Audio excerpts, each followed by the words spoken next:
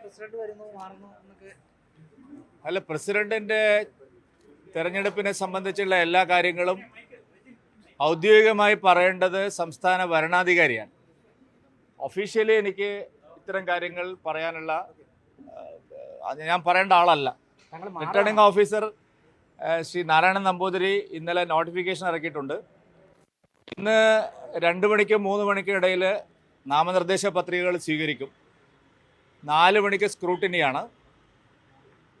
നാളെയാണ് ഒഫീഷ്യലായിട്ടുള്ള സംസ്ഥാന അധ്യക്ഷൻ്റെ പ്രഖ്യാപനവും മറ്റും നടക്കുന്നത്. നാളെ വിപുലമായിട്ടുള്ള സംസ്ഥാന പ്രതിനിധി സമ്മേളനം വിളിച്ചിട്ടുണ്ട്.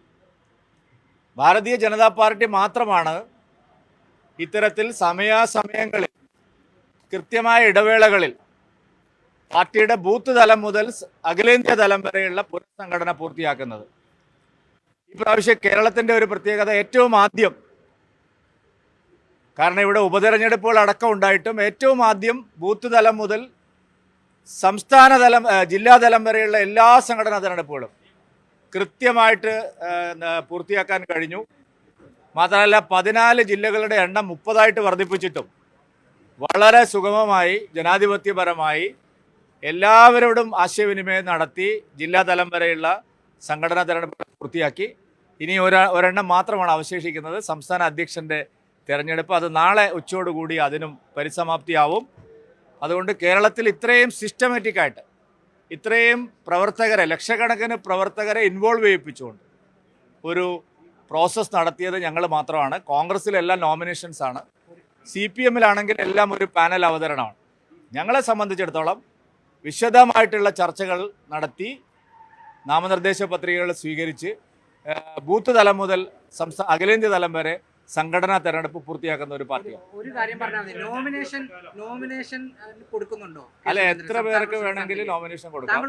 ഞങ്ങളെ പാർട്ടിക്കകത്ത് പ്രസിഡന്റിനെയും 30 നാഷണൽ കൗൺസിൽ അംഗങ്ങളെയും തിരഞ്ഞെടുക്കാനുള്ള സംഘടനാ തെരഞ്ഞെടുപ്പിന്റെ പ്രോസസ്സാണ്. അതിൽ ഇടപെടാൻ എനിക്ക് അവകാശമില്ല.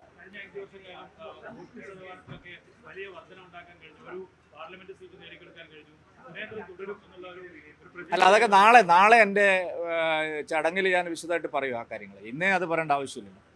അതുകൊണ്ട് സംഘടനാ തെരഞ്ഞെടുപ്പ് പൂർത്തിയായതിനു ശേഷം വിശദമായിട്ട് നാളത്തെ യോഗത്തിൽ പുതിയ പ്രസിഡന്റും പഴയ പ്രസിഡന്റും നാളത്തെ യോഗത്തിൽ സംസാരിക്കും.